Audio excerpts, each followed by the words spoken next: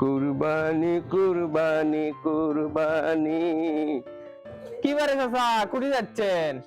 ভাসতে আর কয়ে না, এবারে কুরবানি দিচ্ছি তো। কি বারে চাচা কি কন? কুরবানি দিচ্ছেন তো ভ্যানের সাথে কি সম্পর্ক আবার আপনার মানে? ভাসতে কি কও, কুরবানি দিচ্ছি ফ্রিজ কিনবো না। মা, কি কয় বারে চাচা ইল্লে?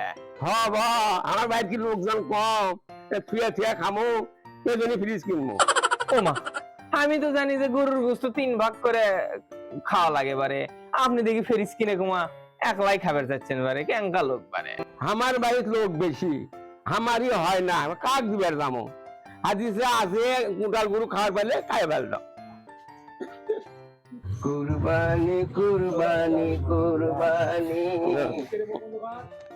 কি বারে চাচা এটা কি কইলো? আমি তো জানি যে গরুর গোস্ত বলে 3 ভাগ করে খাওয়া লাগে, হুজুর আবার বলে একলাই লাগবি। আপনারা না কোন তো চাচা যেটা কইলো সেটা কি ঠিক নাকি? আপনারা যদি সঠিকটা জানেন না কমেন্টে জানান তো আমার।